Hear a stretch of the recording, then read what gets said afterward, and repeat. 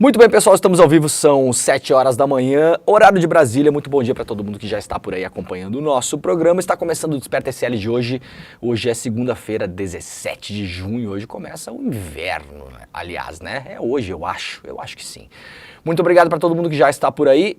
Para quem está ao vivo com a gente nas redes sociais, estamos ao vivo na Twitter, no Twitch, no Facebook e também no Instagram. Se você quiser acompanhar o nosso programa lá nos canais do YouTube, no canal do Eduardo Moreira, no canal do ICL Notícias e também no canal do Leandro Demore, sejam muito bem-vindos, sejam muito bem-vindas. Chega por aí, faz aquela sua ronda matinal, aquela tarefa matinal, deixa seu like, ativa o sininho, assina o canal, faz aquela coisa toda, pula 7 ondinhas. Se não quiser fazer nada disso também, não precisa, apenas compartilhe este programa com as pessoas que você gosta aí, compartilha na sua rede social, manda no seu grupo de zap, manda pro seu amigo, pra sua amiga, bota lá no seu grupo de discussão por e-mail, que eu sei que você tem ainda, porque você, assim como eu, é boomer, né? Então nós temos grupos de discussão por e-mail. Muito obrigado pela companhia de todos. Nós estamos ao vivo também em 2 redes de televisão, em 2 emissoras de rádio. Estamos ao vivo na TV Quirimurê, lá na Bahia, também na TVT em São Paulo. E para quem quiser nos acompanhar pelo bom e velho radinho, muito bom dia para quem nos ouve aí na Rádio Brasil Atual e também na Rádio Heliópolis. Está começando a semana, a gente tem bastante coisa para debater hoje aqui. As enchentes no Rio Grande do Sul voltaram, estamos aparentemente diante do novo normal. A gente vai mostrar para vocês aqui imagens que parecem imagens do mês passado, mas não são, de fato não são, a coisa mudou bastante. Eu falei ontem com o pessoal da Metsul Meteorologia, que é uma empresa de previsão do tempo e meteorologia, que vem acertando absolutamente tudo no Rio Grande do Sul desde o ano passado, e a gente tem problemas graves aí, porque, segundo o que eles me passaram, nós temos aí, de fato, um novo normal, né? Os rios foram bastante assoreados com as chuvas que a gente cobriu aí no mês passado no Rio Grande do Sul, e agora basta menos chuva, inclusive, para inundar rios que antes não eram tão facilmente alagáveis. A gente vai falar sobre tudo isso daqui a pouquinho. Antes de mais nada, eu quero abrir o programa aqui dando bom dia para o pessoal que está nos assistindo lá em Passo Fundo, Rio Grande do Sul, Aracaju também. A Ana Luísa Fernandes está aqui falando bom dia, comunidade, o vocalista Demore. Ontem eu fiz o fechamento do nosso grande evento do ano, né? O Despertar Empreendedor. Tava inacreditável. As pessoas que foram lá, olha, eu não tenho nem palavras para agradecer. Foi muito, muito, muito bom. Nós não temos os números fechados ainda, mas o tamanho da casa, né, do Vibra Hall, é uma casa para 4.000 pessoas. A gente estava com a casa lotada, então de fato a gente chegou aí muito próximo desse número. As pessoas estavam enlouquecidas, ensandecidas, foi tudo muito bonito. Eu quero agradecer demais a quem esteve ontem lá. Aliás, a Ana Luísa estava ontem lá, né? A gente fez uma jam session no final. Tivemos a banda Supernova, que é uma super banda aqui de São Paulo, que anima várias festas por aí, toca em bares, toca em várias casas de shows. E aí os vocalistas Eduardo Moreira e Leandro Demore subiram ao palco ontem, já totalmente sem voz, acabados, com a sua alma saindo do corpo praticamente.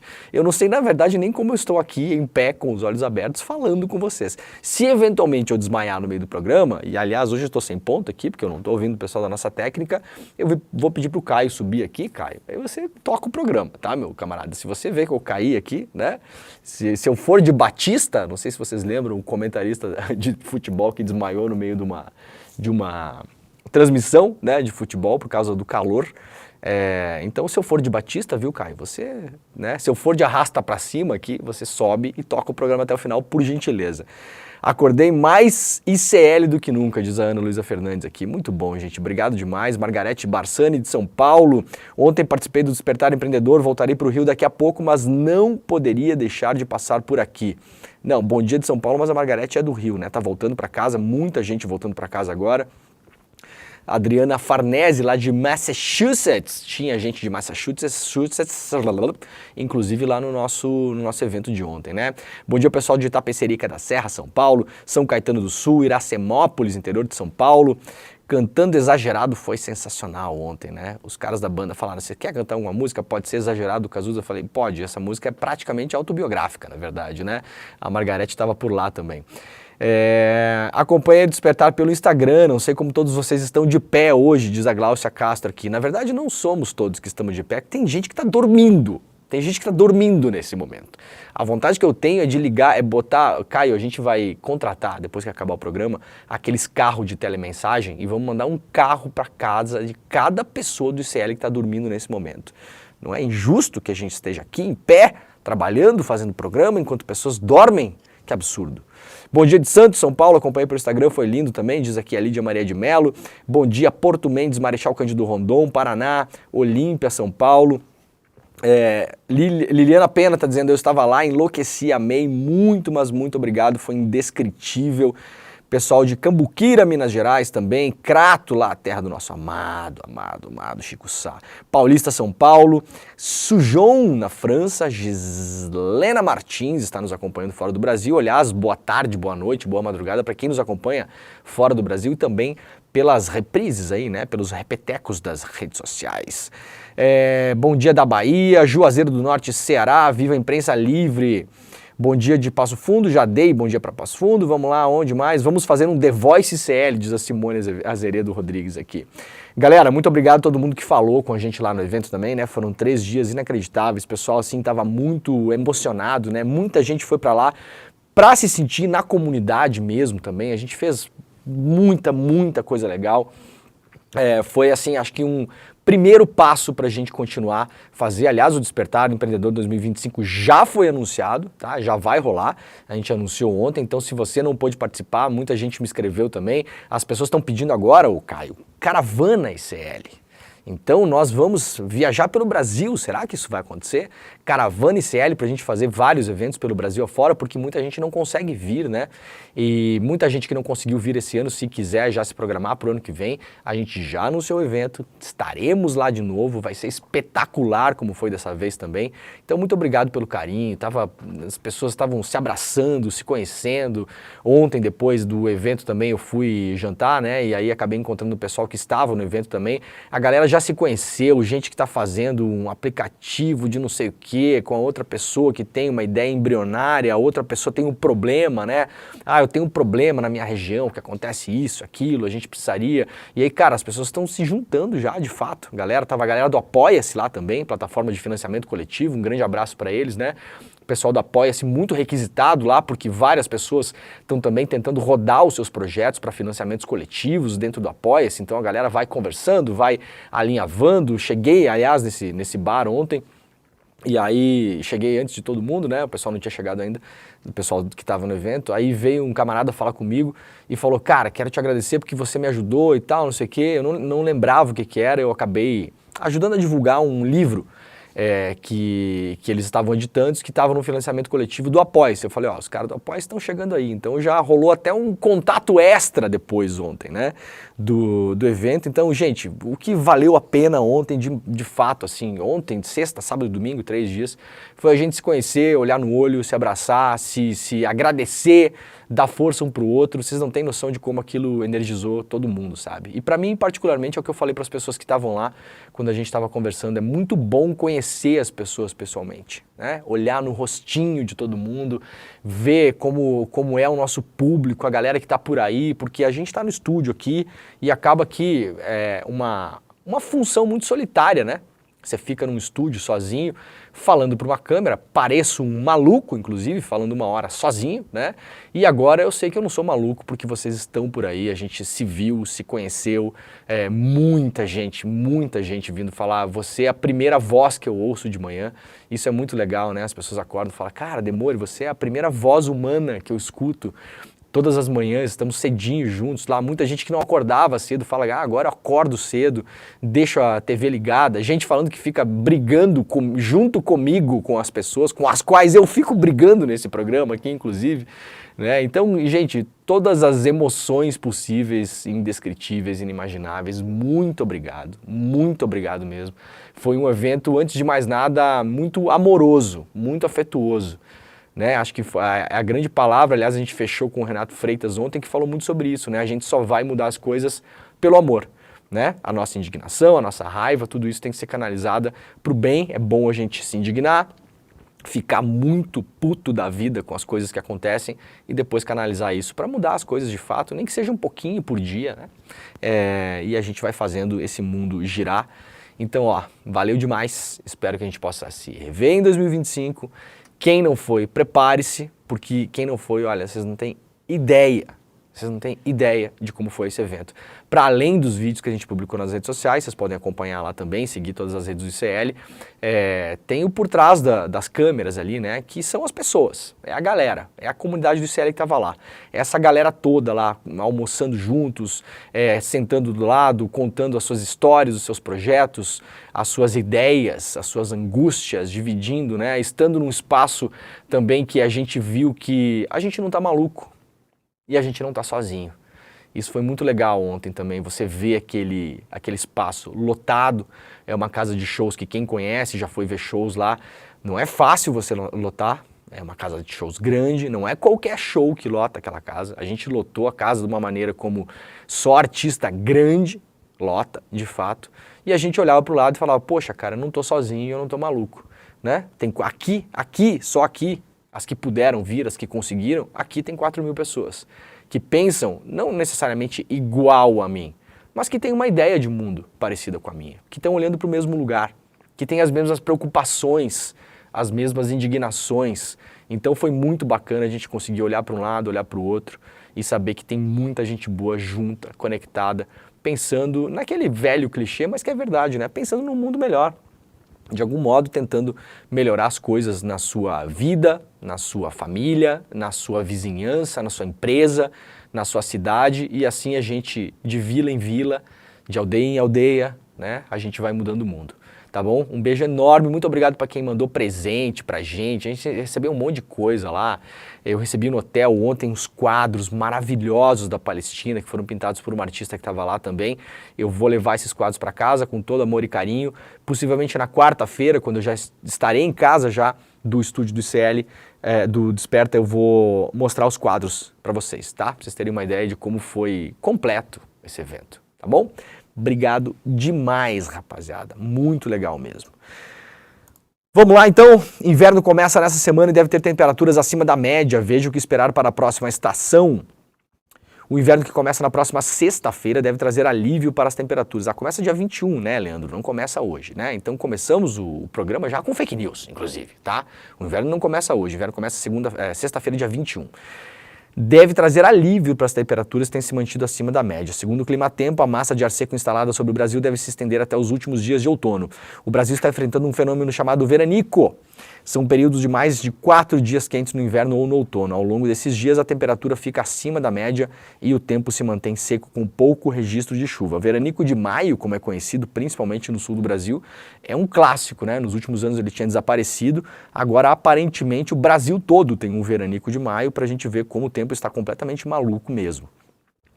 Segundo Fábio Luengo, meteorologista da Climatempo, o calor deve amenizar na transição para o inverno. A previsão é que por volta do dia 23, do primeiro final de semana da próxima estação, as temperaturas fiquem mais baixas, comenta o meteorologista.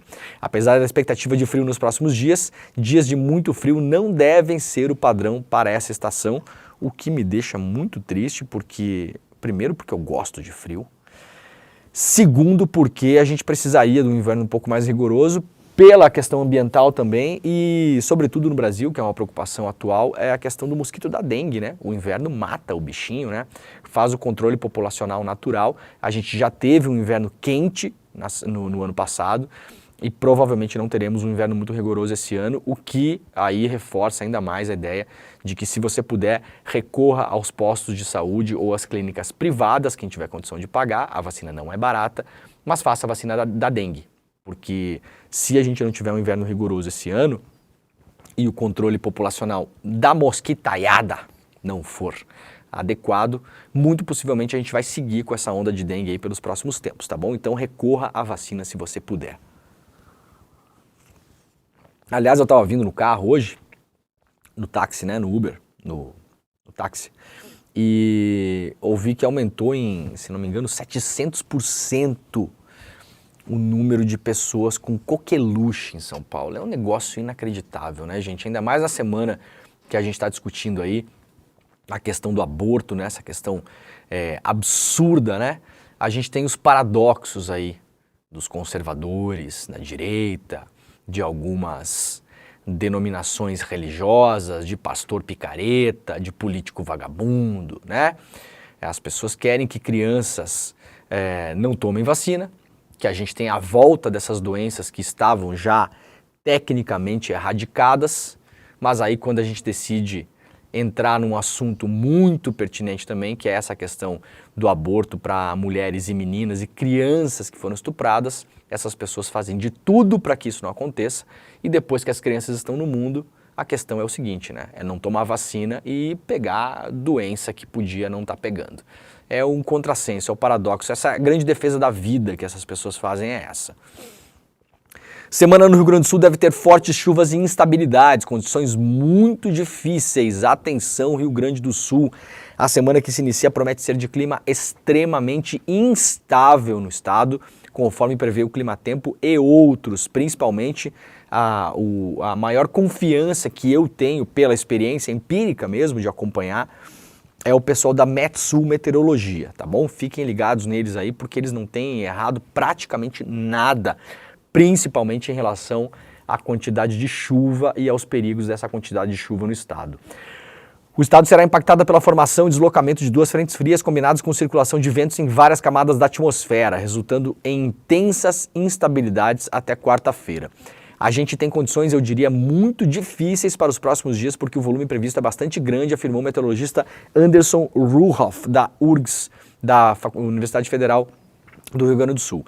Conversando ontem, né, eu estava vendo algumas imagens que daqui a pouquinho eu vou mostrar para vocês, com o pessoal da Metsul, eles me disseram que a grande questão agora é que os velhos modelos de previsão, então você tinha ali os rios, as bacias hidrográficas, e se tinha uma noção mais ou menos precisa da profundidade do calado dos rios. Acontece que com as mega enchentes que aconteceram no Rio Grande do Sul, agora a gente não tem mais uma validade tão precisa assim desses modelos, porque não sabemos como está o assoreamento dos rios. Essa é a grande preocupação agora. Nós vimos que várias encostas desceram, né? Essas encostas foram para os rios, muita vegetação foi para os rios, troncos de árvores imensos que foram arrastados. Em algum momento esses troncos eles param e eles se depositam no fundo dos rios, muito sedimento, muito concreto, gente, tem carro no fundo dos rios, tem caminhão no fundo dos rios, tem coisas que vocês não podem imaginar, pedaços de casa, abertura, janela, porta, eletrodoméstico. A gente tem hoje uma situação muito preocupante dos rios do Rio Grande do Sul, porque eles já não são mais os mesmos. Então vamos ter que esperar aí algum tempo, algumas chuvas com intensidade de moderada para mais, para a gente entender o novo comportamento das bacias hidrográficas dos rios do Rio Grande do Sul. Então, para além de tudo, temos esse grande problema. Muita gente vem debatendo, né? Tem que dragar os rios, né? A grande solução é dragar os rios. Gente, esses rios são enormes. As pessoas falam, me dá vontade de dar risada muitas vezes. As pessoas falam como se fosse jogar videogame, né? Não, porque tem que dragar o rio Jacuí, porque tem que dragar o rio Taquari. Só quem não mora ali para falar uma estupidez dessa como se fosse assim um negócio. Primeiro que não é essa a solução, isso não é a solução. Você já tem vários estudiosos que conhecem da parada, que moram lá, que conhecem a geografia e a hidrografia. Diferente da imensa maioria dos opinionistas maluquinhos que temos por aí, que falam sim, você tem que dragar os rios em algumas partes.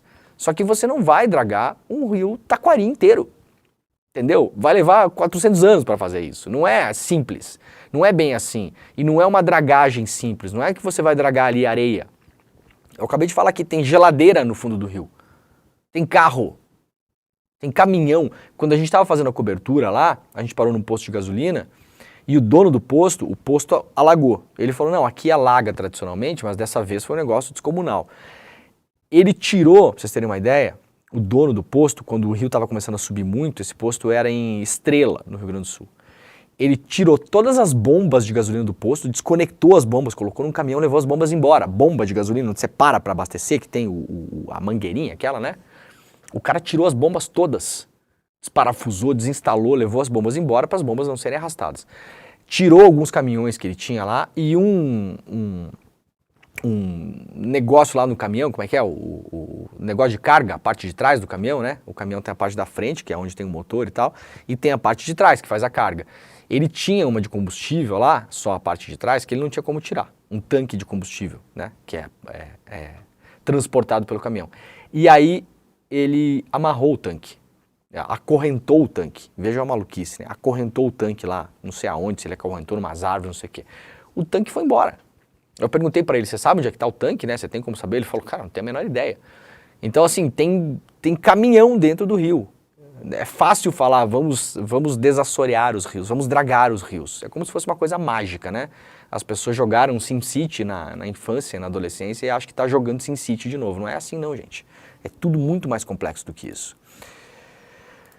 Olha, para quem quiser ver um pouco da cobertura do Despertar Empreendedor, a gente tem lá no nosso site, né, slnoticias.com.br, tem lá um resumo de quase tudo que a gente fez lá, ou tudo na verdade, Bela Gil, teve Renato Freitas, Serginho Grossman, Fátima Bernardes, teve, assim, um negócio inacreditável, né? Olha só, deixa eu só puxar outro assunto antes de entrar nesse aqui, que é o seguinte, seguir falando aqui, ó, para mostrar para vocês como está a situação, ó. Caminhões, segundo a Metsul, para a remoção das famílias já estão circulando em São Sebastião do Caí. A prefeitura orienta que os moradores reúnam seus pertences. Atenção, quem mora em São Sebastião do Caí, no Rio Grande do Sul, o rio Caí sobe muito rapidamente e haverá enchente. Haverá enchente, tá? Isso aqui, as imagens aqui, ó, dos caminhões que circulam já para fazer o transporte de moradores, os moradores que precisam sair das áreas que podem ser afetadas. Isso aqui, ó, parece vídeo antigo, mas não é. Imagens do município de Três Coroas, na encosta da Serra Gaúcha, no Vale do Paranhana. Olha como é que tá a coisa lá, gente. Isso aqui parece que a gente tá vendo a cobertura das enchentes que a gente fez, né? Olha só. Não é, gente. Isso é ontem. Isso aqui é ontem, no Rio Grande do Sul. O rio Paranhana é um rio que tem um comportamento que costuma subir e descer rápido, segundo me explicaram o pessoal da Metsul. Então a gente, se a chuva parar, possivelmente ele desça mais rapidamente, mas olha o estado que já está a região do Paranhana. Dá uma olhada aí. Mais aqui sobre a enchente, olha só. Parque do Salto Ventoso em Farroupilha, não é imagem antiga, galera. Olha aqui, ó. Isso aqui é de agora, tá? Isso aqui é ontem, domingo, olha só. Isso aqui é um parque, né? Essa área que vocês estão vendo aqui é um parque onde as pessoas passeiam, tem grama aqui. Tá? Não é desse jeito que é, olha só a força da água. Então, lamentavelmente, a gente está dentro de uma outra realidade. Infelizmente. A imprensa, claro que vai dar menos cobertura para isso agora, porque já não é mais novidade, mas isso de fato vai afetar a vida das pessoas de todo modo, mesmo que não seja notícia. Salão da Gruta Nossa Senhora de Lourdes desabou em Dom Pedro de Alcântara, no litoral gaúcho. Não há informações ainda sobre vítimas. Dá uma olhada aqui, ó. Não é imagem antiga também, olha só. Não é imagem antiga. Olha aqui, gente. Desabou completamente, né? Infelizmente, pode ter vítimas fatais. A gente não tem informações em relação a isso aqui ainda. Isso aqui foi ontem. Em paralelo a isso, olha só o que está acontecendo no Rio Grande do Sul. Lá do slnoticias.com.br, Polícia do Rio Grande do Sul expulsa famílias de desabrigados que ocuparam um prédio abandonado. Edifício pertence ao governo estadual, estava desocupado há mais de 10 anos. Neste domingo de chuva, cerca de 100 famílias que ocupavam um prédio do estado abandonado no centro histórico foram retiradas com truculência pela Brigada Militar.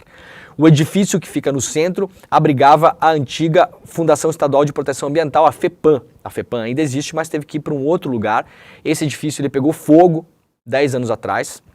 É um edifício que aparentemente estava condenado. Ele passou por algumas melhorias, né? Então, condenado ele não está. Muita gente falou isso ontem, mas o edifício está condenado, então é um risco para as famílias. Gente, se o edifício está condenado, ou seja, se ele está ameaçado de cair, e ele é um risco para as famílias, então quer dizer que o estado do Rio Grande do Sul tem um edifício que pode cair na cabeça das pessoas e está em pé em Porto Alegre, no centro histórico, até hoje. Então, assim, eu não tenho paciência nenhuma para vocês ficarem mentindo para a gente, tá, senhor Eduardo Leite? Ou o edifício está condenado e os senhores são uns irresponsáveis, porque esse edifício pode cair na cabeça das pessoas na calçada a cada momento, ou ele não está condenado e vocês simplesmente decidiram expulsar as famílias lá. Isso aqui não foi autorização judicial, isso foi uma decisão do governo do estado, governador Eduardo Leite, que pegou a Brigada Militar, a Polícia Militar do Rio Grande do Sul, e baixou o cacetete e spray de pimenta ontem em famílias que buscaram abrigo depois de perder tudo nas enchentes do Rio Grande do Sul. É isso que está acontecendo lá no estado nesse momento. As pessoas foram expulsas desse lugar que, como falou aqui na notícia publicada pelo site Sul 21, está desocupado. Tá bom? Olha só, nós temos vídeos, né, de tudo que aconteceu lá, vários vídeos postados nas redes sociais. Olha só a Polícia Militar do Rio Grande do Sul, do senhor Eduardo Leite, como ela está tratando o cidadão gaúcho. Dá uma olhada nisso. Spray de pimenta, várias agressões a gente conseguiu presenciar. Olha só, o dia estava chuvoso, estava frio, vocês vejam, as pessoas estão todas com roupas de frio. São pessoas, eu vou repetir, que perderam as suas casas na enchente, ainda não foram realocadas, buscaram abrigo neste prédio que está abandonado há 10 anos, que já poderia ter sido reformado e virar moradia popular, ou demolido e virar moradia popular. Nem uma coisa, nem outra, e para além de tudo, o governador Eduardo Leite achou de bom tom fazer isso com essas famílias. Aqui a gente tem mais vídeos aqui, ó, do pessoal do Deriva Jornal, que está fazendo uma cobertura intensa em relação a isso também. Vocês vejam, né? São famílias, mulheres, tem crianças, tem bebê, tem de tudo. E ali o pessoal do MTST, que é o pessoal do Movimento por Moradia Popular também, que são as pessoas que lutam por isso no Brasil. A gente tem um vídeo de uma mãe, eu queria mostrar aí, Caio. Pode tocar o vídeo dessa mãe pra gente, por gentileza? Ó, spray de pimenta nos olhos das crianças, tá? Aí não morreu afogado na enchente, mas daí aqui, já que nós sobrevivemos, estamos lutando pela moradia digna, um prédio que está há 11 anos abandonado, só morando ali é rato e barata. Aí seres humanos que sobreviveram à enchente estão sem aonde morar com seus filhos, que somos trabalhadores. Não somos vagabundos. Encheram todo mundo de spray de pimenta, fora a arma que botaram na cabeça de pessoas, fora laço que deram, que a gente tem vídeo gravado, tá? E aí tiraram nós de lá sufocando, e as crianças chorando com os olhos ardendo, a garganta espirrando, chorando de dor por causa da pimenta, tá bom? É inacreditável, né? Como diz essa mãe aqui, né? Quem não morreu na enchente agora vai fazer o quê, senhor Eduardo Leite? Vai morrer pelas mãos da sua brigada militar? Porque é só o que está faltando ali, né? É só o que está faltando. Eduardo Leite que foi esquecido pela imprensa do Rio Grande do Sul. Esquecido. Sumiu o nome do Eduardo Leite, da imprensa do Rio Grande do Sul. No auge das crises da imprensa, aquela imprensa, vocês sabem do que eu estou falando, né? Não lá do Sul 21. Lá do Sul 21, não. No auge das enchentes, em algum momento tiveram que falar um pouquinho do Eduardo Leite. Aí a grande imprensa do Rio Grande do Sul decidiu concentrar um pouco mais a crítica no Sebastião Melo, prefeito de Porto Alegre. Porque afinal de contas não tem mais reeleição, aquela coisa toda, né? O Eduardo Leite é um projeto político de longo prazo. E aí não podia bater muito nele, né? A elite econômica, financeira do Estado ainda tem uma esperança que, se acontecer o milagre da terceira via, o Eduardo Leite seja um dos postulantes ao caso aí. Acho que ele enterrou a carreira política dele com essa enchente. Mas a gente sabe o poder e a influência que a grana, né, que move essas coisas tem. Não só no Estado, não só no Brasil, no mundo todo. Então, Eduardo Leite, um pouquinho ali, no auge da crise, teve um tomzinho crítico ali, uma semaninha, né? Uma semaninha. Aí logo a coisa virou pro Lula, pro Pimenta, o Sebastião Melo apanhou bastante também, pela indignação, inclusive, de muitos jornalistas que estavam fazendo a cobertura, que tiveram as próprias casas alagadas, então sentiram na pele, então também a indignação aflorou, né? Ela saiu do script, ela passou do permitido, entenderam? E aí depois sumiu Eduardo Leite. Alguém vai peitar o governador e perguntar por que isso está sendo feito? Qual o objetivo? Por que essas pessoas estão sendo tiradas ali da força? Sem planejamento, sem nada? Pela Brigada Militar. É uma coisa inacreditável, uma mãe com 2 crianças dando um depoimento desses. E a gente possivelmente vai ter mais casos, porque há mais ocupações em Porto Alegre. Porto Alegre tem muitos edifícios abandonados. Muitos. Vários deles são edifícios públicos. E o Estado nunca se mexeu para reformá-los, para demoli-los, para reconstruir casas, moradia, apartamentos para as pessoas. Em um centro histórico que nos últimos anos, né, se reformulou, se reavivou de algum modo, mas falta gente ainda no centro histórico de Porto Alegre. Principalmente na parte da noite. Por que não colocar essas pessoas morar nesse lugar? Sabemos por quê, né? A ideia desses movimentos é você deixar esses terrenos, esses prédios como reserva de mercado para iniciativa privada. E aí na hora que for a hora certa, aí a gente faz leilão, vende, privatiza, fecha o órgão público, se desfaz dos imóveis, e aí as grandes construtoras que atuam fortemente no Brasil inteiro e no Rio Grande do Sul em especial, que mandam, principalmente na capital, aí elas podem pegar esse prédio, fazer, como é que fala, o retrofit, aí faz ali o retrofit, né? Bota para vender lá, bota o seu dinheirinho no bolso e tá tudo certo. É inacreditável. Esses movimentos vão começar a acontecer, tá, gente? Vocês podem ter certeza disso. Áreas que foram inundadas na cidade, que geograficamente estão posicionadas em lugares interessantes do ponto de vista imobiliário, mas sempre foram áreas muito pobres, é muito possível que a gente veja nos próximos anos os mega capitalistas de empresas de construção comprando a preço de banana várias casas, criando terrenos enormes para construir em cima depois e, claro, aí sim forçarão o poder público a fazer obras anti-enchente nesses lugares, essas obras que nunca foram feitas. Então, áreas que historicamente alagam, a partir do momento em que os pobres serão obrigados a sair de lá, porque uma casa que até o mês retrasado valia 80 mil reais, 90 mil reais, 40 mil reais, hoje vale 10. 5, 0. Quem é que vai querer comprar uma casa em uma região hoje que sabidamente é uma região que da próxima vez vai alagar de novo? E regiões que alagam e demoram para desalagar, porque o poder público não está lá. Então a gente vai ver sim um movimento de especulação imobiliária fortíssimo em áreas que historicamente são áreas muito pobres, com IDH muito baixo, de gente trabalhadora que vai ser forçada a sair dali.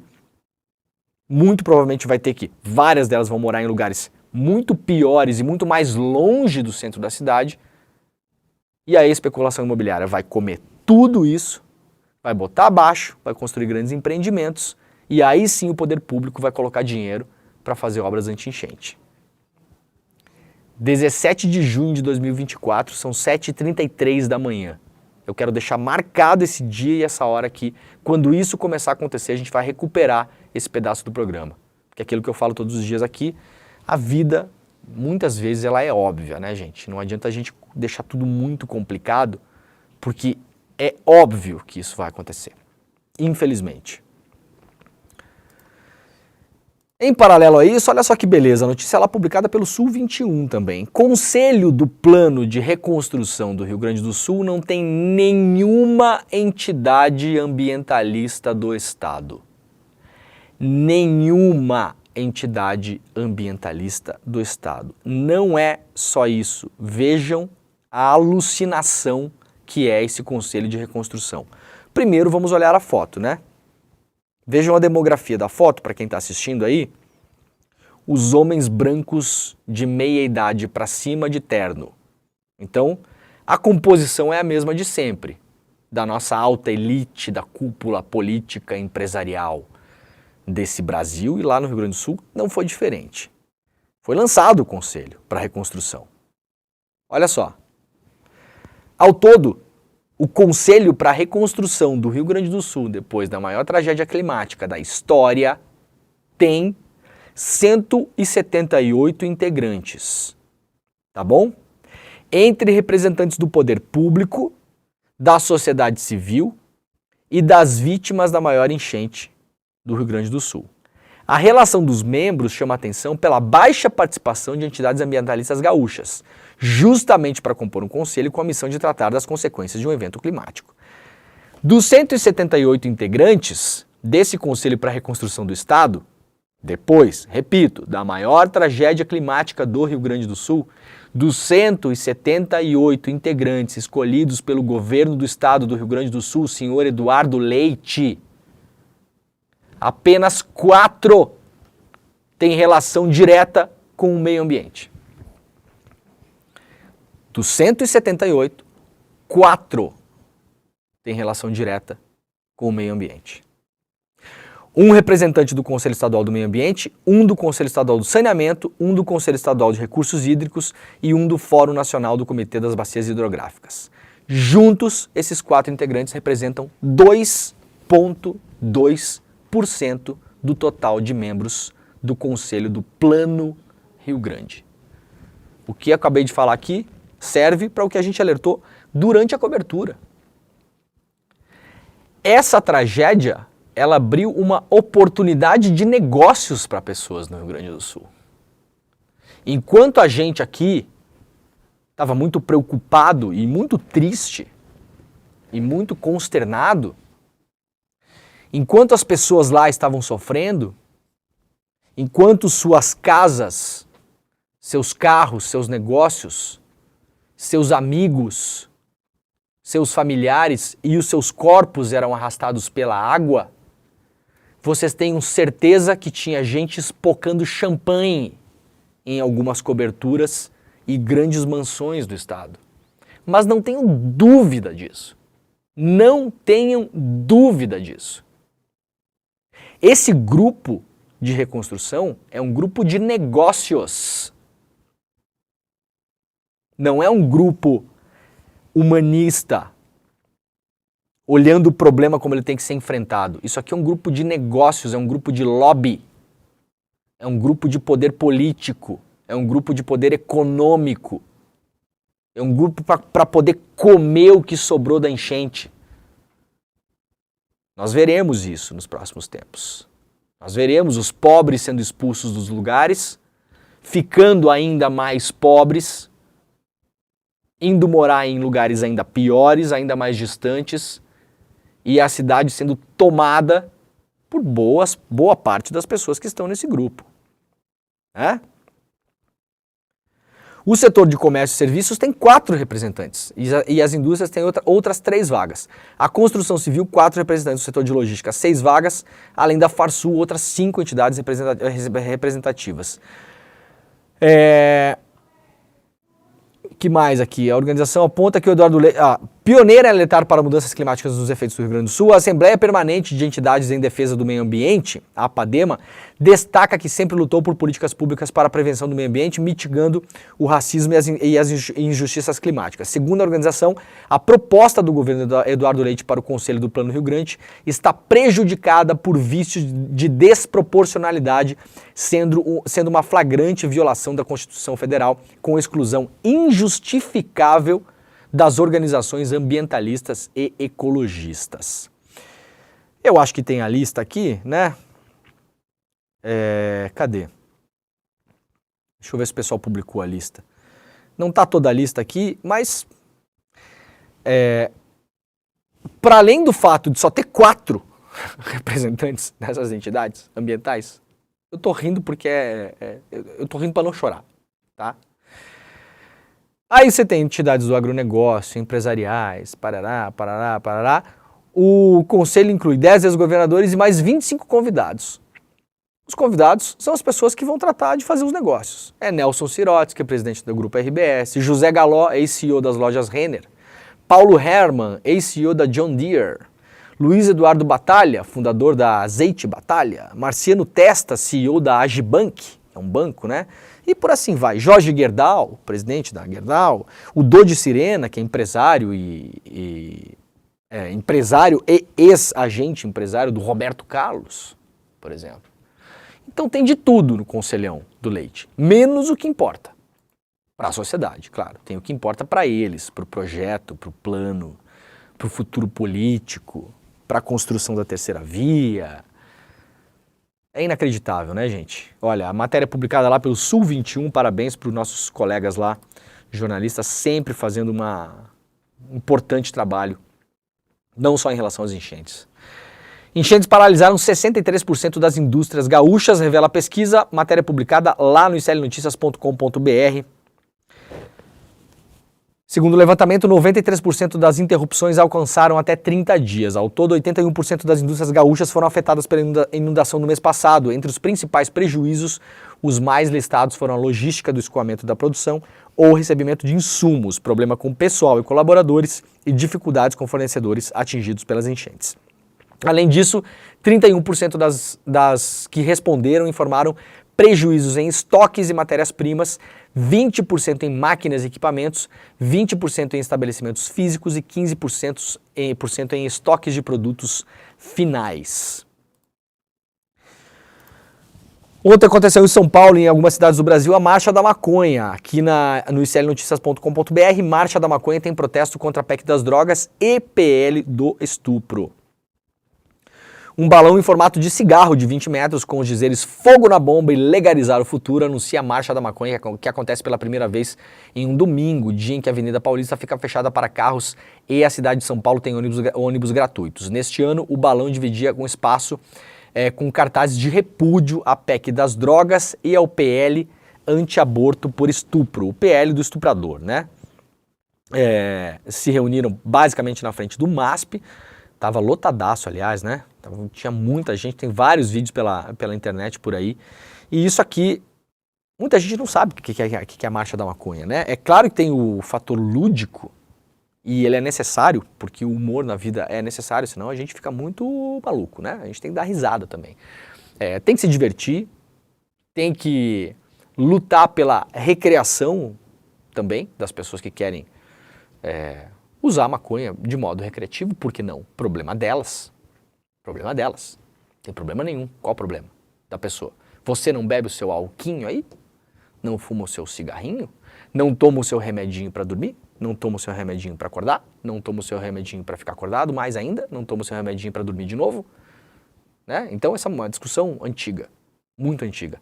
Agora, no meio disso tudo aqui, tem a questão medicinal também, que é super importante no Brasil. O Brasil está super atrasado nisso, porque esta plantinha ela tem a capacidade de quebrar uma parte da indústria farmacêutica que quer continuar vendendo para você o remedinho para dormir, aquele que deixa você viciado e doidão, por exemplo, né? Então não há um interesse comercial ainda. Então a marcha ela tem esse intuito também, tá, gente? Muita gente não conhece, então acha que é só a questão recreacional, digamos assim, e não é. Ela vai muito além disso. Galera, olha só, a pressão está funcionando, viu? PL do estupro, Lira prometeu à frente evangélica que aprovaria texto antes do recesso. Isso aqui foi o que o Lira falou. Só que a coisa não está mais bem assim não, né? A coluna da Juliana Dalpiva, publicada aqui pela Carla Gamba, apurou que o presidente da Câmara dos Deputados, Arthur Lira, prometeu a integrantes da Frente Evangélica Parlamentar que aprovaria o projeto de lei, o PL do estupro, antes do recesso de julho. Hoje é 17 de junho. Então, se a galera não tivesse se mobilizado, se as mulheres que tomaram a frente dessa mobilização não tivessem ido para a rua, muito possivelmente esse projeto de lei seria aprovado essa semana agora, a semana em que nós estamos. Era a previsão, aliás, de votação. Mas a gente viu o que aconteceu. Ruas lotadas em vários lugares do Brasil. Vários, não foi só São Paulo. A Crisca Carvalho, que é uma ativista que está mexendo muito para levar a gente para a rua em São Paulo, falou aqui no Twitter dela, né? Estamos pautando as ruas e as redes há mais de 4 dias. Uma onda que iniciou de forma orgânica. Foi preciso um chamado para a esquerda retomar o campo que é seu, as ruas. Eu vou lembrar aqui qual foi a maior manifestação que nós tivemos na eleição de 2018. Foi o Ele Não. Também puxado por mulheres. E agora a gente vê as mulheres voltando para a rua. E isso aqui está formando uma onda, gente. Eu espero mesmo que forme uma onda, olha só, Isso aqui foi a Paulista. Se eu não me engano, na Paulista foi no sábado, né? Isso aqui foi no sábado. Isso aqui é a Avenida Paulista no sábado. Olha aqui, ó. Muito maior do que aquela que nós fomos na quinta-feira. Olha aqui, ó. Paulista no sábado. Em várias cidades do Brasil também teve manifestação. Olha esse vídeo aqui, ó, que junta várias cidades, né? Belém, Curitiba, Fortaleza, Belo Horizonte, São Paulo, Porto Alegre, Campinas, Rio de Janeiro, olha só. Muita, muita, muita gente na rua. Eu espero, torço e vou divulgar sempre que isso acontecer, que isso vire uma onda. Que a gente primeiro consiga derrubar o PL do estupro, o PL do estuprador. Deputado e senador que está defendendo isso aí está defendendo estuprador, tá, gente? Ponto. Tá votando, é o voto pró-estupro. Querem saber qual é a bancada pró-estupro? Procurem nas redes sociais. Então, nome e fotinho de todos eles. Tomara que a gente consiga derrubar isso e a gente vai conseguir derrubar isso. Porque já constrangeu muito e se eles continuarem levando essa ideia adiante, as manifestações só vão aumentar. E tomara que depois disso a gente crie um movimento de rua. A partir dessa ideia, para outros casos, para outras pautas. De novo as mulheres aqui do Brasil mostrando que é possível, como foi com ele não lá em 2018.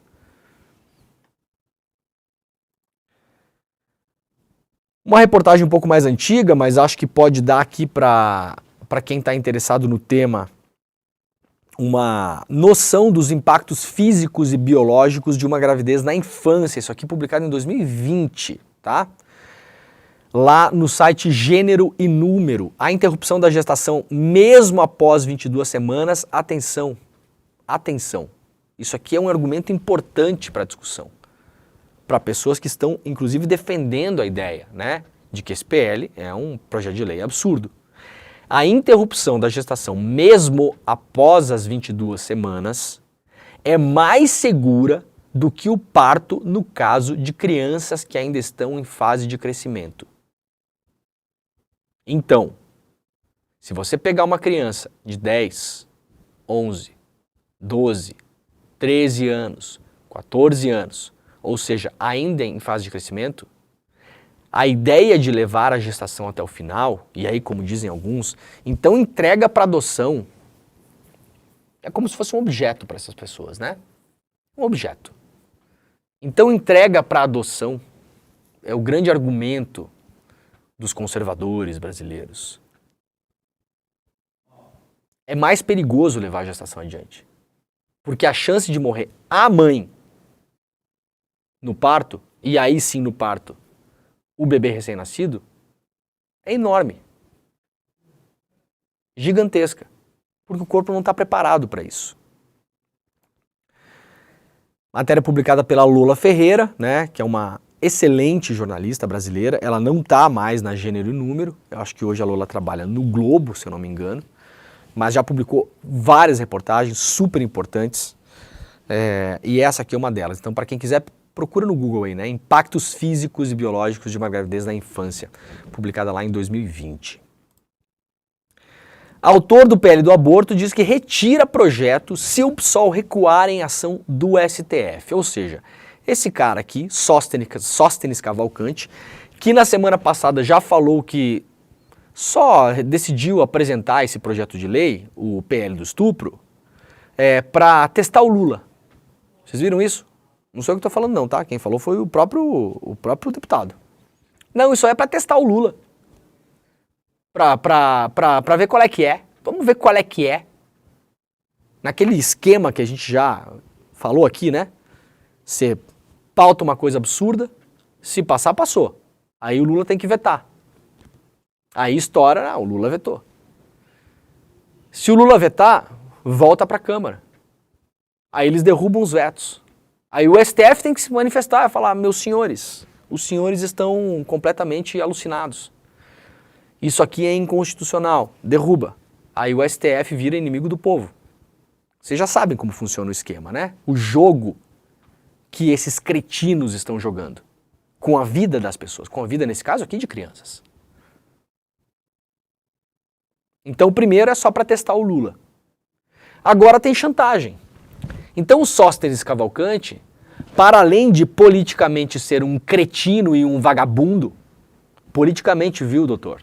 Não estou falando da sua pessoa física. O senhor deve ser uma pessoa ótima, inclusive. Deve ser uma pessoa incrível. Mas assim, o senhor, figura pública, politicamente, as suas ideias são cretinas e vagabundas. E para além de tudo, a sua figura política, não o senhor, pessoa física, a sua figura política, o que o senhor representa nesse momento, nesse país, é um chantagista.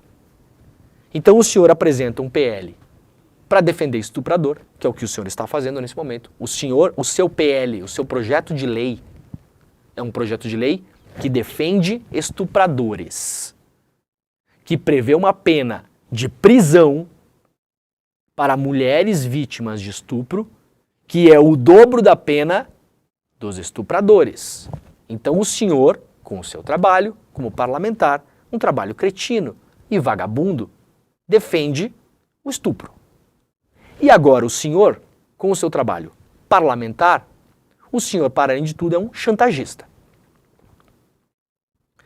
O deputado Sóstenes Cavalcante, do PL, partido do Bolsonaro, claro. Se qualquer outro deputado tivesse essa ideia, o PL ia querer lançar no PL. Ia falar, não, pessoal, só um pouquinho. Esse tipo de coisa é nossa. Por favor.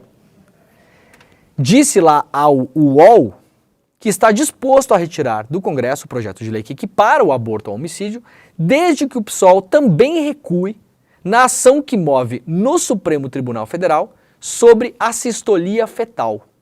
Se o PSOL retirar a ação, posso retirar o projeto.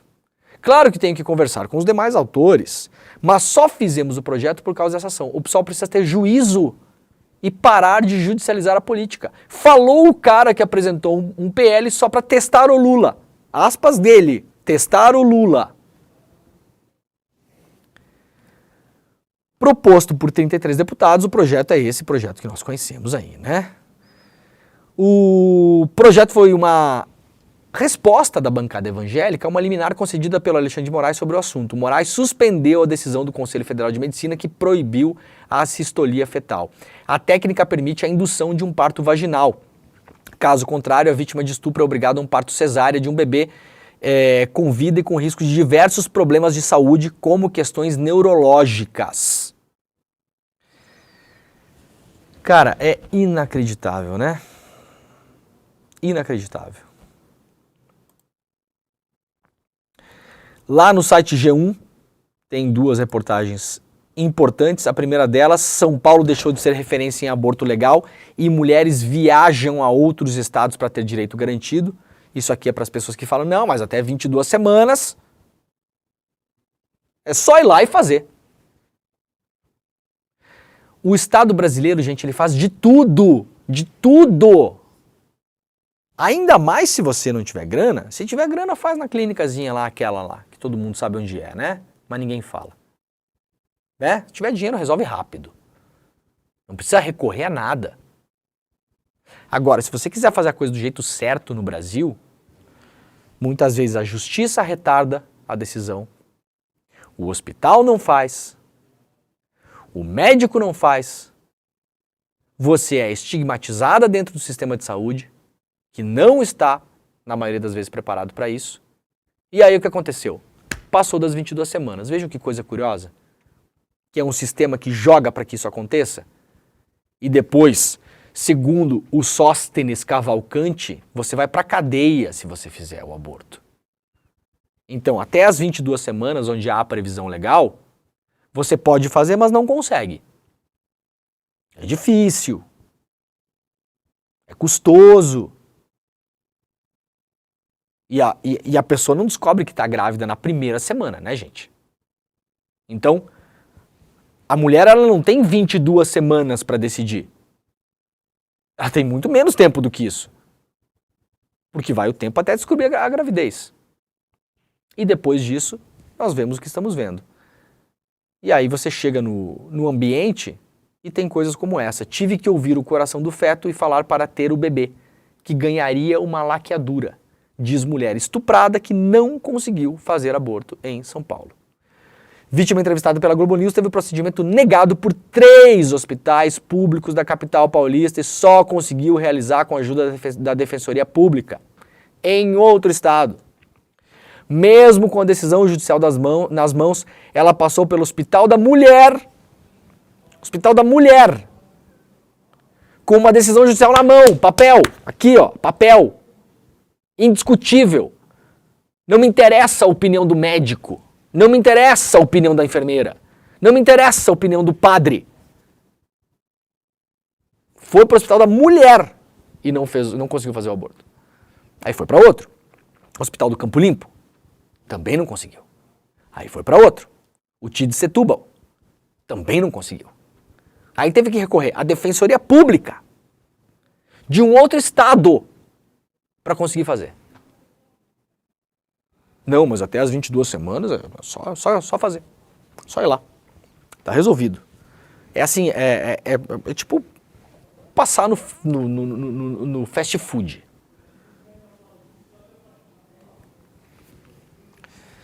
A vida real não é tão simples assim, né, galera? Muito bem, vamos lá para fechar o programa de hoje. Setores de empresários que criticaram o governo federal tiveram 90 bilhões em isenções. Os setores do agronegócio e dos combustíveis, representados por empresários que criticaram duramente a MP do PIS/COFINS apresentada pelo governo federal, diga-se aqui o Fernando Haddad, estão entre os maiores beneficiários de isenção fiscal do Brasil. Graças à desoneração, os setores deixaram de pagar 90 bilhões de imposto no ano passado, segundo o TCU.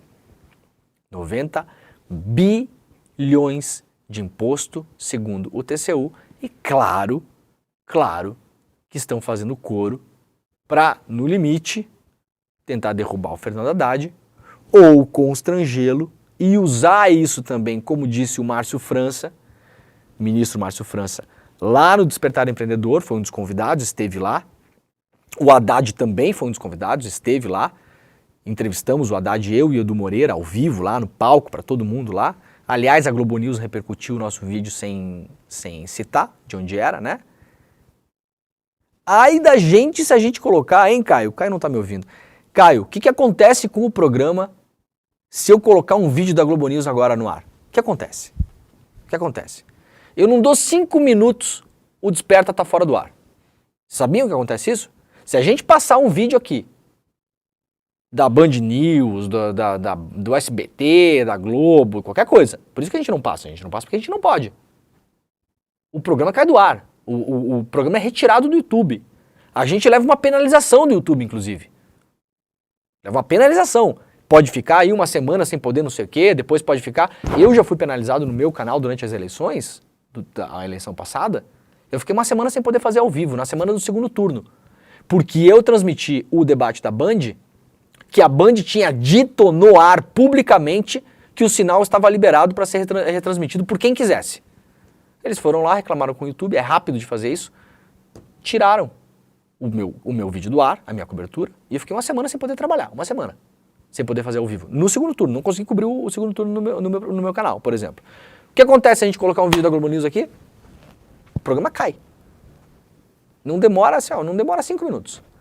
Se conseguir levar o programa até o final, depois vocês vão procurar o programa não está mais no ar. Aí a Globo News ontem usou, né? Os vídeos lá do Despertar Empreendedor, não colocou a logomarca do ICL, não citou o nome do evento, não citou o nome do ICL, não citou o nome dos jornalistas que fizeram a entrevista com o Haddad, porque o Haddad não estava lá falando sozinho na frente do espelho, ele estava sendo entrevistado por mim e pelo Edu. Tá bom? Então, Globo News, vamos aprender um pouquinho. Não custa nada, né? Não vai doer, tá? Isso é coisa do século passado. Tá? E olha só, não adianta tentar segurar a onda. Porque quando vocês piscaram, a gente colocou 4.000 pessoas dentro de uma casa de shows.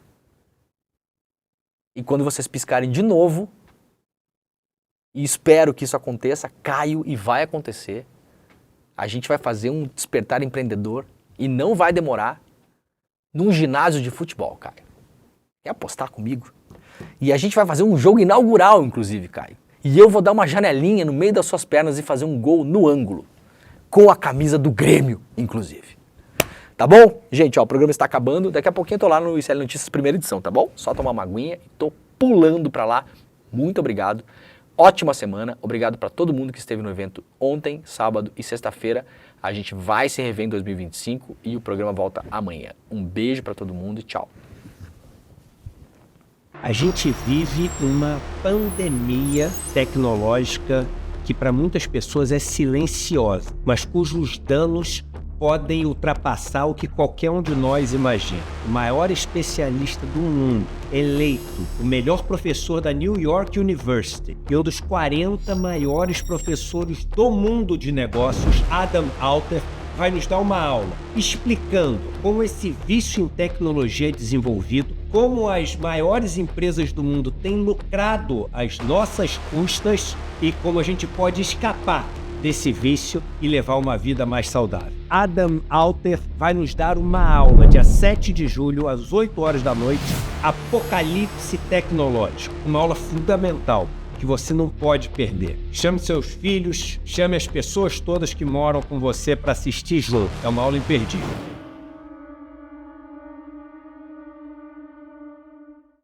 Olá, eu sou André Campedelli, professor do curso de Economia Básica do ICL. Estou aqui para te convidar para fazer esse curso que vai te ensinar os princípios básicos da economia.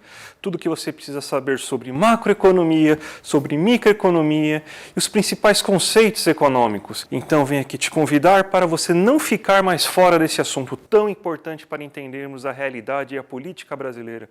Então, eu te espero lá no curso. Vamos fazer juntos. Um abraço e até a próxima.